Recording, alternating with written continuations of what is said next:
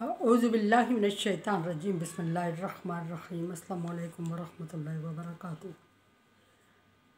सूरह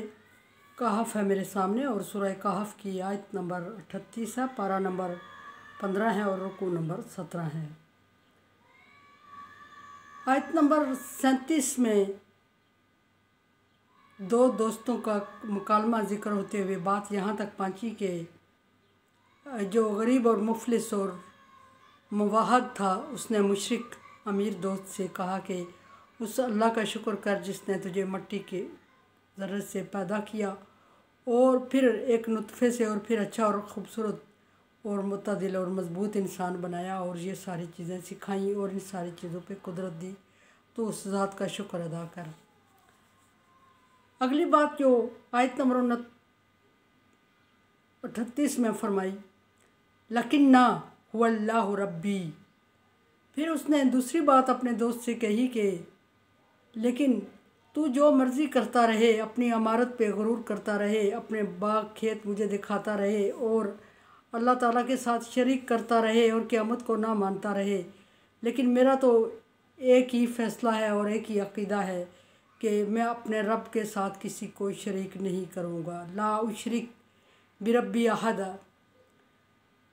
उसने कहा कि जो मेरा रब है, लेकिन हुवल्लाहु रब्बी, कि मेरा रब अल्लाह है और अल्लाह वो ज़ात है कि जिसने मुझे पैदा किया और पाला पोसा और यहाँ तक पहुँचाया। और फिर ये दूसरी बात आगे की कि मैं तो उसके साथ किसी सूरत शरीक नहीं ठहराऊँगा, किसी को उसके साथ शरीक नहीं समझूँगा। वलौला इज़ा दखलत जन्नतक कुल्ता माशा अल्लाह ला कुव्वता इल्ला बिल्लाह। फिर उसने गरीब दोस्त ने एक दफ़ा बात ख़त्म करके फिर उससे नहीं रहा गया, उसने दोबारा अपने दोस्त को रग़बत देना चाहिए कि वो जुल्म से और शिरक से बाज आ जाए और अल्लाह वहदहू ला शरीक की तरफ मुतवज्जह हो जाए।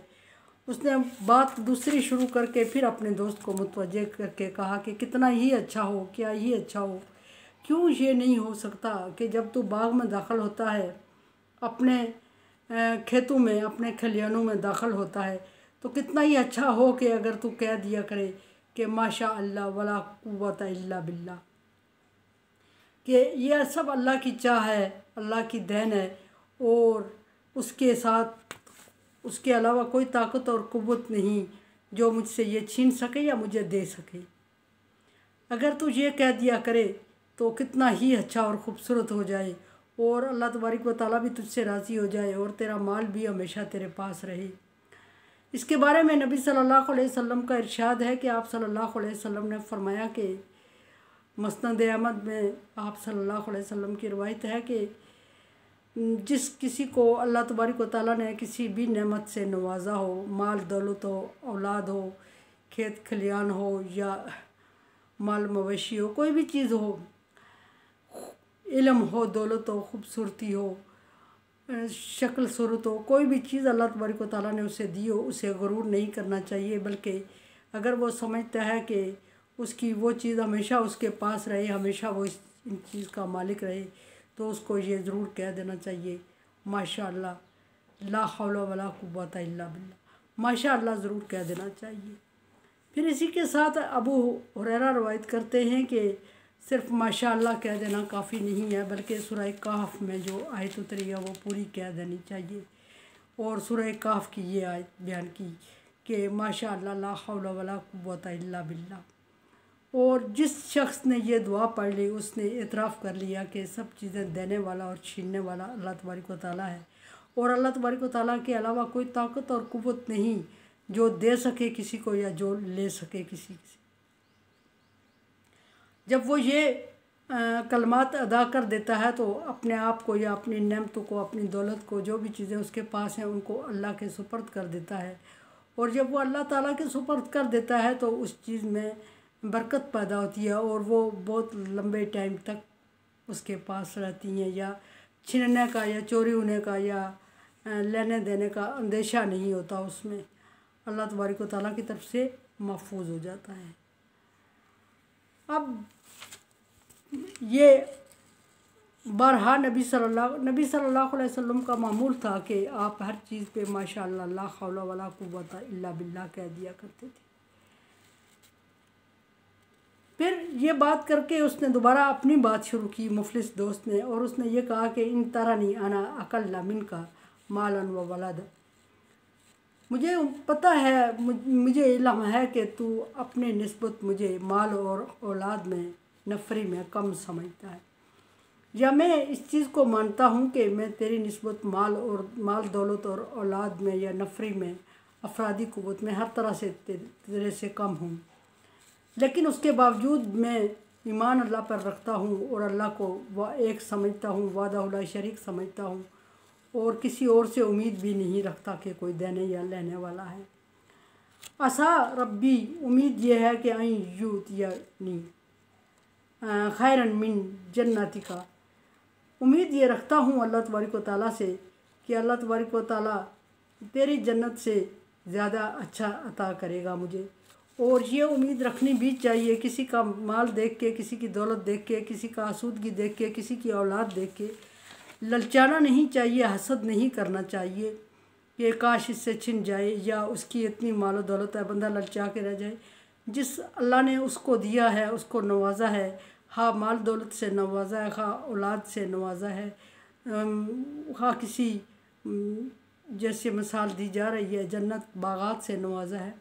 उसके पास और भी है। ये इतना ही नहीं था जितना उसने किसी को दे दिया और बस हो गया, और हम उस पर हसद करते रहें कि इससे छिन जाए और मुझे मिल जाए। ऐसा हरगिज़ नहीं करना चाहिए। अल्लाह तबारक व तआला के पास और भी है, और रश्क करना चाहिए कि अल्लाह की नेमत को कायम दायम रखे, और अपने लिए अल्लाह तबारक व तआला से मांगनी चाहिए। अल्लाह तबारक व तआला का फरमान है, नबी सल्लल्लाहु अलैहि वसल्लम ने फरमाया हदीस कुदसी में कि अल्लाह तबारक व तआला फरमाते हैं कि जिन्नो इंस, तुम सारे और तुम जैसी कहीं मखलूक एक चटियाल मैदान में जमा हो जाओ और मुझसे मांगो सारे, और मैं हर एक को उसका मांगा हुआ वो कुछ दूँ जो उसने मांगा, तो फिर भी मेरे ख़जाने में इतनी कमी नहीं आएगी जितनी एक सुई को दरिया में डाले और सुई के नाके के साथ पानी आता है। यानी अल्लाह तबारक व तआला फरमा रहे हैं कि बहुत वाफर मिकदार में मौजूद है, लेकिन मिलना क्या होता है या नसीब की बात है। अल्लाह की रहमत और बंदे के अमाल से भी कुछ फ़र्क पड़ता है इससे, कि बाज़ अमाल ऐसे होते हैं जो इंसान के रिज़्क़ में तंगी ले आते हैं। यहाँ बहरहाल फरमाया कि उम्मीद रखता हूँ कि अल्लाह तबारक व तआला तेरे तुझसे बेहतर मुझे अता करेगा, क्योंकि मैं उस पर ईमान रखता हूँ। वयुरसिला अलैया खुस्बान मिनस समाई, और ये भी डर है, ये भी खौफ है, ये दुआ नहीं करनी चाहिए, ये डर है, ये खौफ भी है कि अल्लाह तबारक व तआला आसमान से कोई कहर, कोई आफत बरसा दे, कोई बारिश बरसा दे, बारिश की सूरत में, कोई जलाबारी की सूरत में कोई भी आसमान से ऐसी मुसीबत बरसा दे। व तुस्बिहु सईदन ज़ला का, और तेरे सारे बागों को चटियाल मैदान बना के रख दे।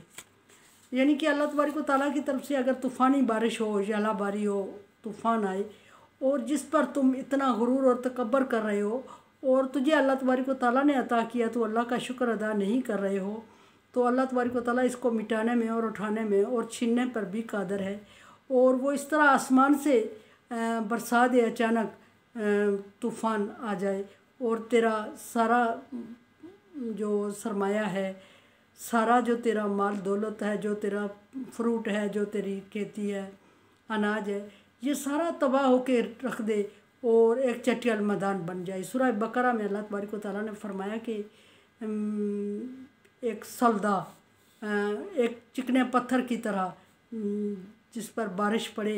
और वो बारिश उसको धो के रख ले, और बेवकूफ़ लोग समझते हैं उसके ऊपर जो मिट्टी और डस्ट पड़ी होती है, वो समझते हैं कि ये कुछ उगाने के काबिल है, ये मिट्टी है इस पर, लेकिन उस पर सिर्फ डस्ट होती है, और उस पर जब पानी पड़ता है तो उसको धो के रख लेता है, साफ़ कर देता है। यहाँ भी अल्लाह तबारक व तआला का इरशाद है कि उस दोस्त ने दोस्त से कहा कि अल्लाह तबारक व तआला आसमान से बरसाए और ज़लक़ा सईदा ज़लक़ा, तेरा बागात, तेरी खेती एक चटियाल मैदान बन के रह जाए। चटियाल मैदान क्या, वो जगह मैंने मिसाल दी पत्थर की, चकना पत्थर जिस पे डस्ट पड़ी और बारिश बरसे और उसको चमकीला करके साफ करके धो के रख दे। और उस भी खाए माऊ का। या दूसरी सूरत ये भी हो सकती है तो उससे अल्लाह तबारक व तआला छीने। बहरहाल अल्लाह ताला के छीनने के कई तरीके हैं, लेकिन इस बंदे ने अपने इल्म के मुताबिक अपने दोस्त को जो तरीके बताए वो दो ही बताए छीनने के। एक ये कि आसमान से बारिश, तूफ़ानी बारिश पड़े, ओले पड़े और तेरे बाग को सलदा रख दें, मतलब चटियल मैदान बना के रख दें। या फिर उसने कहा कि युस्बी हमा का गौरा, या फिर जो नहरें तेरे खेतों को और तेरे बागों को सैराब करती हैं, जिसकी वजह से हर मौसम में तेरे बागों में फल होता है,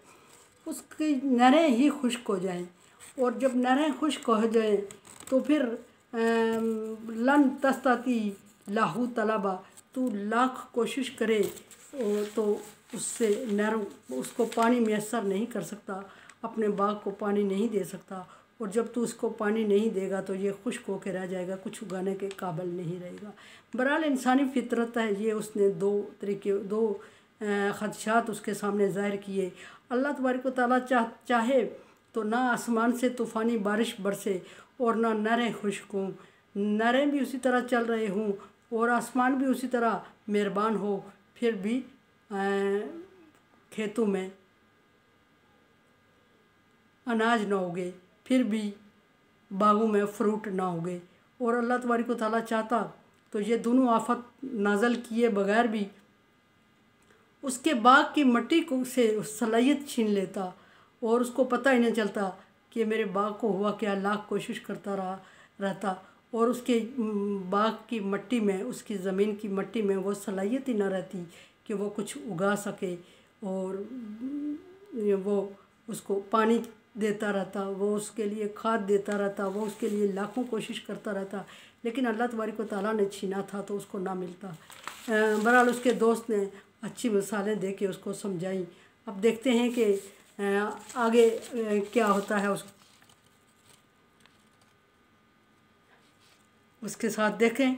अल्लाह तबारक व तआला की रहमत, अल्लाह तबारक व तआला की कुदरत का उसने उसको अपने दोस्त को यकीन दिलाया। हमारे लिए इसमें ये सबक है कि वक्तन फ़क्तन जो बंदा गुमराह हो जाए या पटरी से हट जाए तो उसको खुला नहीं छोड़ना चाहिए, अपनी इज़्ज़त का सवाल बना के उसे कतई ताल्लुक़ नहीं करना चाहिए, बल्कि वक्तन फ़क्तन उसको समझाते रहना चाहिए ताकि उस पर जो अल्लाह तबारक व तआला की मेहरबानी है वो भी कायम रहे। और उसके वसीले से जब आप उसके लिए बखीली नहीं करेंगे, समझाते रहेंगे, तो अल्लाह तबारक व तआला आपको भी अता करेगा। मेरे चैनल को देखें, समझें और